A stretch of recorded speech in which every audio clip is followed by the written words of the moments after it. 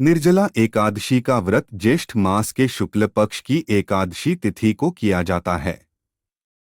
हिंदू धर्म में एकादशी व्रत का मात्र धार्मिक महत्व ही नहीं है, ये व्रत मानसिक एवं शारीरिक स्वास्थ्य के नजरिए से भी बहुत महत्वपूर्ण है। एकादशी का व्रत भगवान विष्णु की आराधना को समर्पित होता है। इस एकादशी का व्रत करके श्रद्धा और सामर्थ्य के अनुसार दान करना चाहिए। इस दिन विधिपूर्वक जल कलश का दान करने वालों को पूरे साल की एकादशियों का फल मिलता है। इस प्रकार जो इस पवित्र एकादशी का व्रत करता है वह समस्त पापों से मुक्त हो जाता है। एक बार भीमसेन ने व्यास जी के मुख से प्रत्येक एकादशी को निराहार रहने का नियम सुनकर विनम्र भाव से निवेदन किया कि महाराज, मुझसे कोई व्रत नहीं किया जाता। दिन भर बड़ी तीव्र क्षुधा बनी ही रहती है, अतः आप कोई ऐसा उपाय बतला दीजिए जिसके प्रभाव से स्वतः सद्गति हो जाए। तब व्यास जी ने कहा कि तुमसे वर्ष भर की संपूर्ण एकादशी नहीं हो सकती तो केवल एक निर्जला कर लो, इसी से साल भर की एकादशी करने के समान फल हो जाएगा।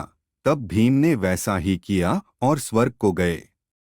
इसलिए यह एकादशी भीमसेनी एकादशी के नाम से भी जानी जाती है। निर्जला यानी यह व्रत बिना जल ग्रहण किए और उपवास रखकर किया जाता है।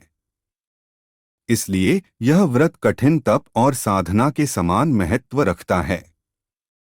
हिंदू पंचांग अनुसार वृषभ और मिथुन संक्रांति के बीच शुक्ल पक्ष की एकादशी निर्जला एकादशी कहलाती है। इस व्रत को भीमसेन एकादशी या पांडव एकादशी के नाम से भी जाना जाता है। पौराणिक मान्यता है कि 5 पांडवों में एक भीमसेन ने इस व्रत का पालन किया था और वैकुंठ को गए थे। इसलिए इसका नाम भीमसेनी एकादशी कहा जाता है। सिर्फ निर्जला एकादशी का व्रत कर लेने से अधिक मास की 2 एकादशियों सहित साल की 25 एकादशी व्रत का फल मिलता है। जहां साल भर की अन्य एकादशी व्रत में आहार संयम का महत्व है, वहीं निर्जला एकादशी के दिन आहार के साथ ही जल का संयम भी जरूरी है। इस व्रत में जल ग्रहण नहीं किया जाता है, यानी निर्जल रहकर व्रत का पालन किया जाता है। यह व्रत मन को संयम सिखाता है और शरीर को नई ऊर्जा देता है। यह व्रत पुरुष और महिलाओं दोनों द्वारा किया जा सकता है। व्रत का विधान है, इन बातों का भी ध्यान रखें। पवित्रीकरण के समय जल आचमन के अलावा अगले दिन सूर्योदय तक पानी नहीं पिएं। दिन भर कम बोलें और हो सके तो मौन रहने की कोशिश करें। दिन भर न सोएं। ब्रह्मचर्य का पालन करें। झूठ न बोलें, गुस्सा और विवाद न करें। व्रत की कथा इस प्रकार से है।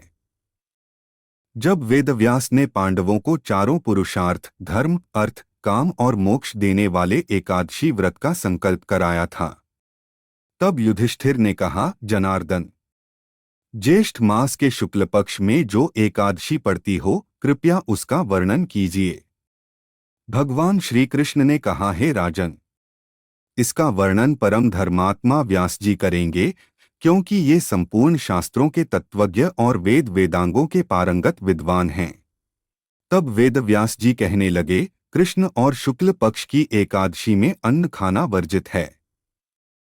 द्वादशी को स्नान करके पवित्र होकर फूलों से भगवान केशव की पूजा करें। फिर पहले ब्राह्मणों को भोजन देकर अंत में स्वयं भोजन करें। यह सुनकर भीमसेन बोले, परम बुद्धिमान पितामह, मेरी उत्तम बात सुनिए। भीम बोले, युधिष्ठिर, माता कुंती, द्रौपदी, अर्जुन, नकुल और सहदेव ये एकादशी को कभी भोजन नहीं करते तथा मुझसे भी हमेशा यही कहते हैं कि भीमसेन एकादशी को तुम भी न खाया करो, परंतु मैं उन लोगों से यही कहता हूँ कि मुझसे भूख नहीं सही जाएगी। भीमसेन की बात सुनकर व्यास जी ने कहा, यदि तुम नरक को दूषित समझते हो और तुम्हें स्वर्गलोक की प्राप्ति अभीष्ट है, और तो दोनों पक्षों की एकादशियों के दिन भोजन नहीं करना। भीमसेन बोले, महाबुद्धिमान पितामह, मैं आपके सामने सच कहता हूँ। मुझसे एक बार भोजन करके भी व्रत नहीं किया जा सकता, तो फिर उपवास करके मैं कैसे रह सकता हूँ? मेरे उदर में वृक्क नामक अग्नि सदा प्रज्वलित रहती है, अतः जब मैं बहुत अधिक खाता हूँ तभी यह शांत होती है। इसलिए महामुनि, मैं पूरे वर्ष भर में केवल एक ही उपवास कर सकता हूँ, जिससे स्वर्ग की प्राप्ति सुलभ हो तथा जिसके करने से मैं कल्याण का भागी हो सकूं, ऐसा कोई एक व्रत निश्चय करके बताइए। मैं उसका यथोचित रूप से पालन करूंगा। व्यास जी ने कहा, भीम, ज्येष्ठ मास में सूर्य वृष राशि पर हो या मिथुन राशि पर शुक्ल पक्ष में जो एकादशी हो, उसका यत्नपूर्वक निर्जल व्रत करो।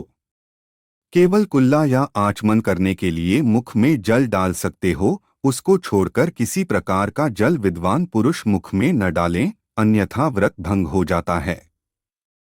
एकादशी को सूर्योदय से लेकर दूसरे दिन के सूर्योदय तक मनुष्य जल का त्याग करे तो यह व्रत पूर्ण होता है।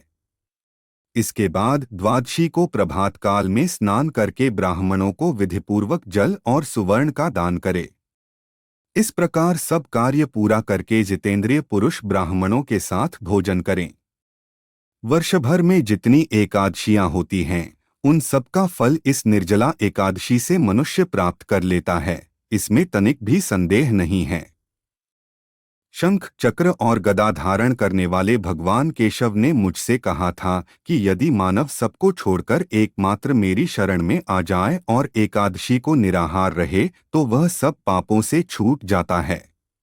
हे कुंती नंदन, निर्जला एकादशी के दिन श्रद्धालु स्त्री पुरुषों के लिए जो विशेष दान और कर्तव्य विहित हैं, उन्हें सुनो। उस दिन जल में शयन करने वाले भगवान विष्णु का पूजन और जलमयी धेनु यानी पानी में खड़ी गाय का दान करना चाहिए। सामान्य गाय या घी से बनी गाय का दान भी किया जा सकता है। इस दिन दक्षिणा और कई तरह की मिठाइयों से ब्राह्मणों को संतुष्ट करना चाहिए। उनके संतुष्ट होने पर श्रीहरि मोक्ष प्रदान करते हैं। जिन्होंने श्रीहरि की पूजा और रात्रि में जागरण करते हुए इस निर्जला एकादशी का व्रत किया है, उन्होंने अपने साथ ही बीती हुई 100 पीढ़ियों को और आने वाली 100 पीढ़ियों को भगवान वासुदेव के परम धाम में पहुंचा दिया है। निर्जला एकादशी के दिन अन्न, वस्त्र, गौ, जल, शया, सुंदर आसन, कमंडलू तथा छाता दान करने चाहिए। जो श्रेष्ठ तथा सुपात्र ब्राह्मण को जूता दान करता है, वह सोने के विमान पर बैठकर स्वर्गलोक में प्रतिष्ठित होता है। जो इस एकादशी की महिमा को भक्तिपूर्वक सुनता अथवा उसका वर्णन करता है, वह स्वर्गलोक में जाता है।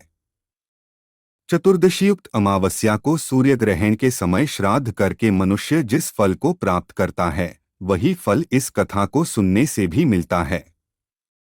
भीमसेन, ज्येष्ठ मास में शुक्ल पक्ष की जो शुभ एकादशी होती है, उसका निर्जल व्रत करना चाहिए। उस दिन श्रेष्ठ ब्राह्मणों को शक्कर के साथ जल के घड़े दान करने चाहिए। ऐसा करने से मनुष्य भगवान विष्णु के समीप पहुंचकर आनंद का अनुभव करता है। इसके बाद द्वादशी को ब्राह्मण भोजन कराने के बाद स्वयं भोजन करे। जो इस प्रकार पूर्ण रूप से पापनाशिनी एकादशी का व्रत करता है, वह सब पापों से मुक्त हो आनंदमय पद को प्राप्त होता है। यह सुनकर भीमसेन ने भी इस शुभ एकादशी का व्रत आरंभ कर दिया। ऐसी ही धार्मिक जानकारी पाने के लिए और ढेर सारी जानकारी जानने के लिए हमारे धार्मिक चैनल को सब्सक्राइब करें।